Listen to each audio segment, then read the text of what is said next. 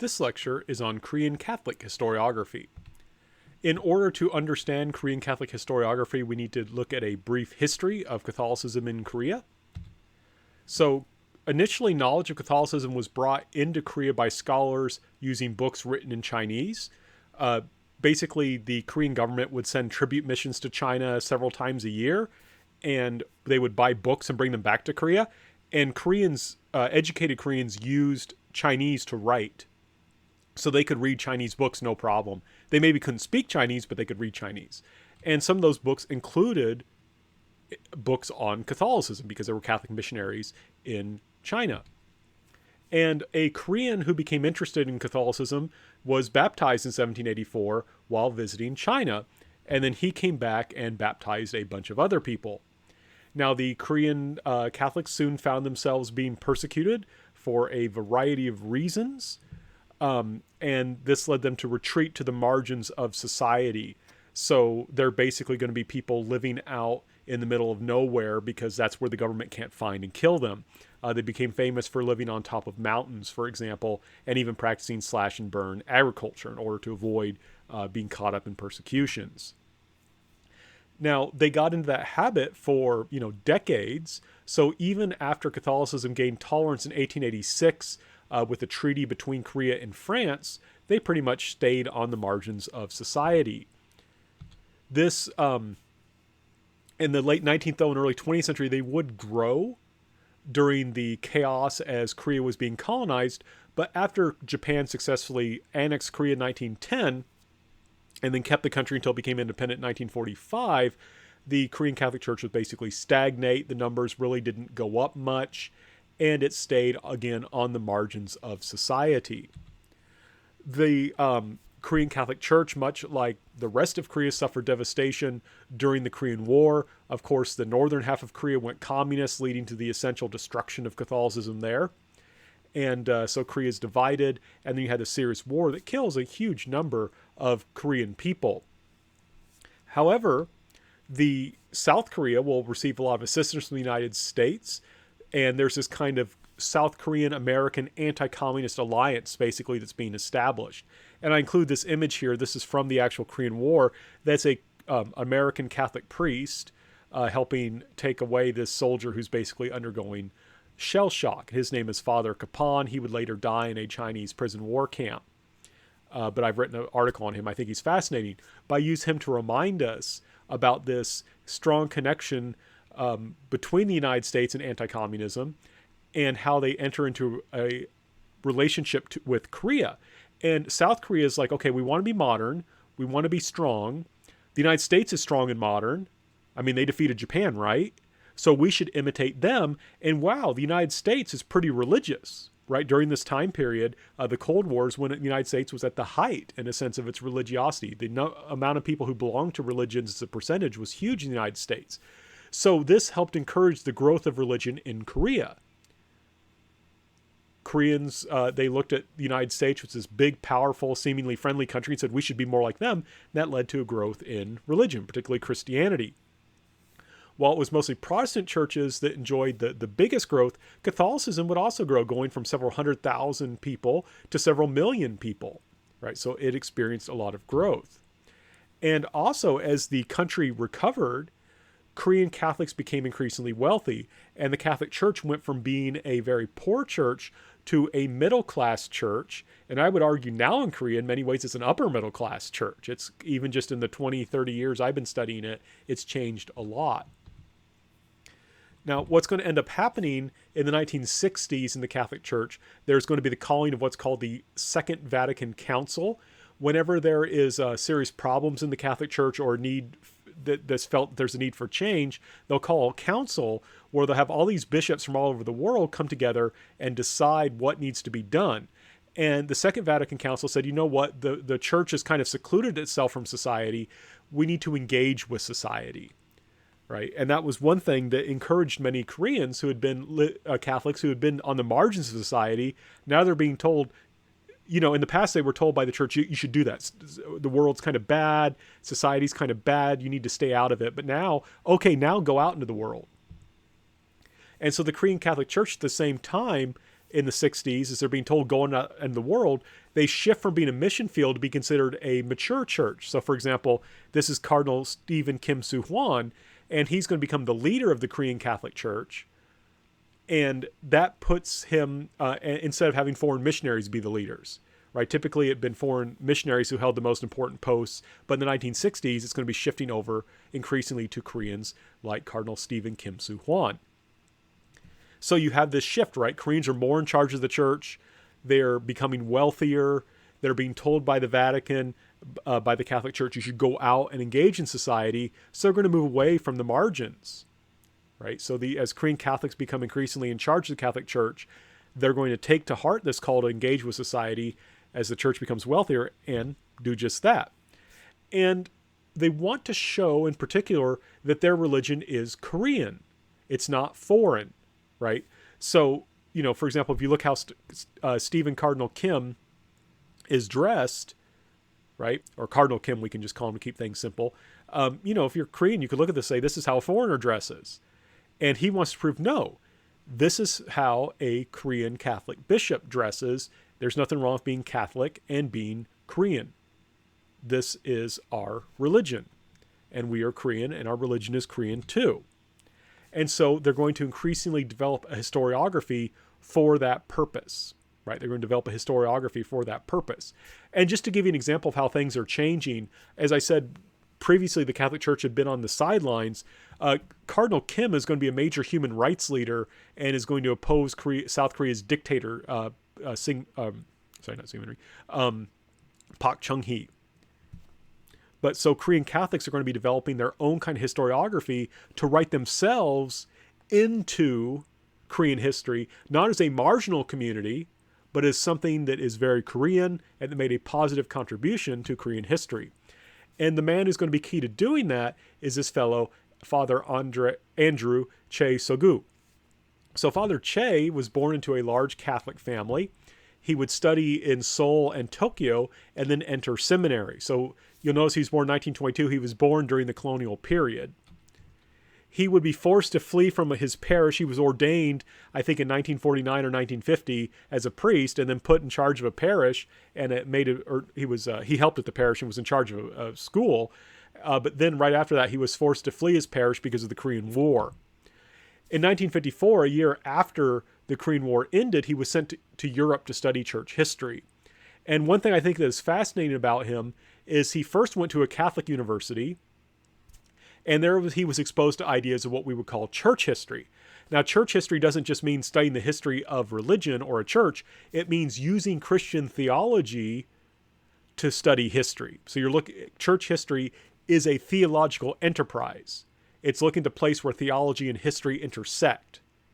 But at the same time, and that's where he got his master's degree, was at a Catholic university. He got his PhD at a secular university.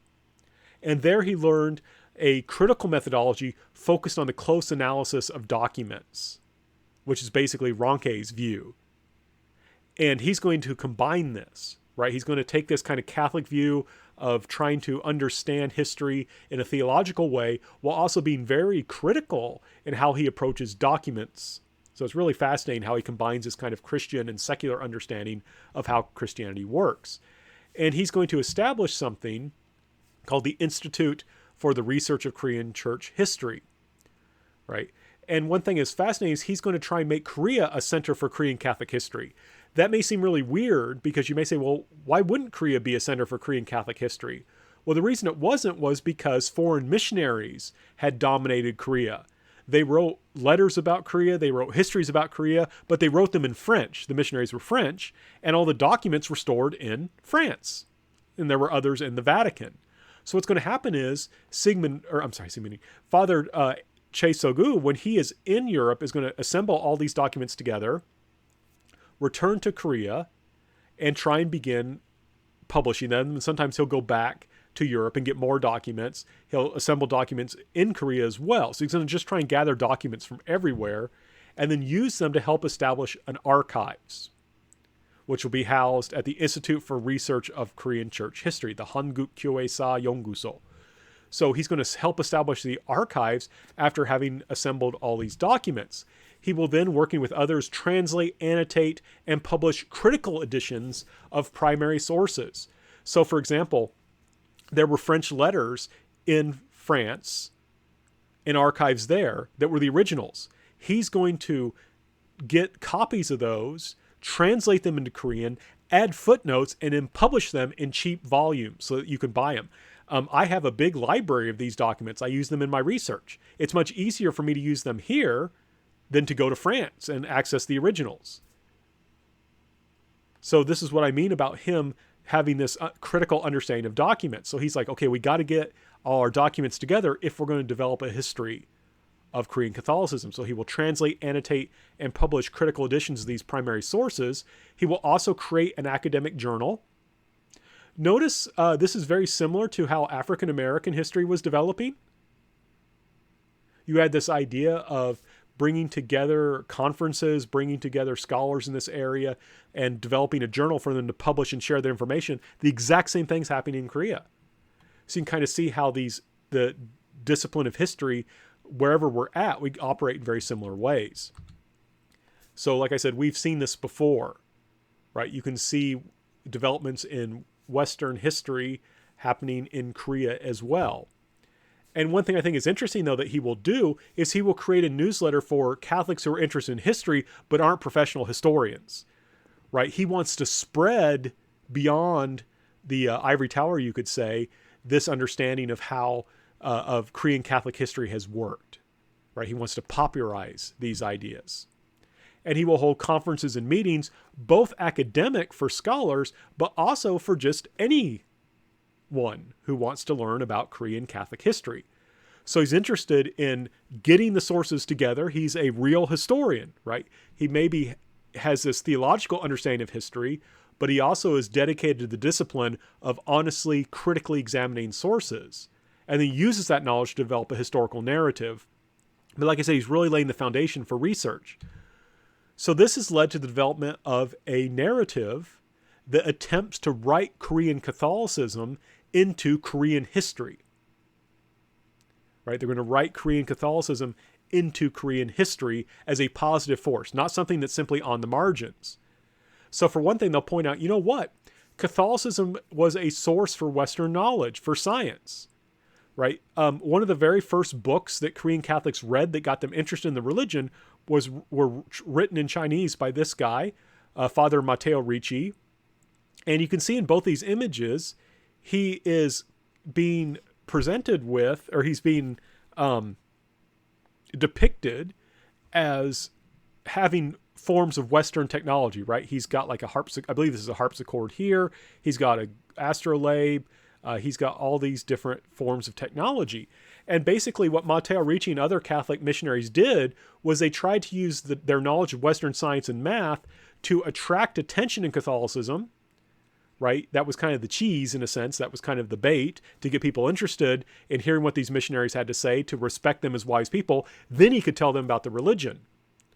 So that's what Koreans did. Koreans initially read Catholic books, not so much for the religion, but to get access to modern or by 16th, 17th century, later 18th century, Western science and math. So what happens then is that Korean Catholics can say, look, we, through our religion, we're bringing modern knowledge to Korea. So we're helping to make Korea modern. We're not on the margins. We're an important part of Korean history, right? We help to make Korea modern. And if the government would have accepted us rather than persecuting us, our country would become modern and strong. Japan would not have colonized us. And if Japan never colonized us, we never would have been divided. Right, so Catholicism is thus a positive force in Korean history. And also there would argue in this narrative based on the hard work of Chae Seo-gu in his own writings that Catholicism teaches modern values. They would say, look, Korean Catholicism taught that people had spiritual equality. Korea, for example, was very strict about class. They had this very strong social hierarchy. But in the Catholic Church in Korea, they played that down a lot. They treated the poor, especially outcasts, with a lot of respect. They treated them with human dignity. And they said, see, that's modern values. right? So they're presenting Catholicism. We don't usually think of Catholicism as a force for modernity in Western history, but in Korea, they're making this argument that it is, because it taught ideas of spiritual equality and human dignity, which are part of Western ideas of democracy, which will be adopted by Korea as a modern form of government.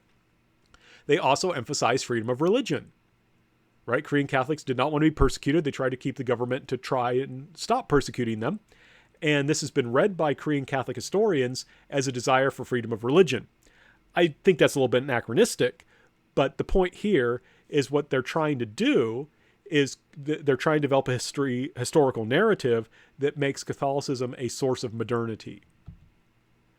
And that it was this that essentially led to persecution, right? It was the Korean Catholic dedication to social equality, to dignity, to freedom that led it to be persecuted by the government.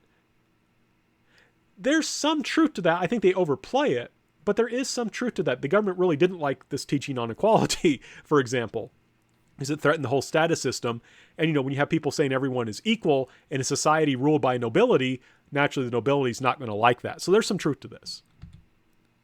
And I want to stress, though, this narrative not only manages to put Catholicism in the center of Korean history as a force, positive force for modernity, it also fits, generally speaking, Korean Catholic politics, which are moderate progressive. It's kind of curious because, again, this maybe sounds odd from American ears, but in the Catholic Church in Korea, it tends to be left center. I won't go into detail about why that is, but generally Korean Catholics tend to be moderate progressives.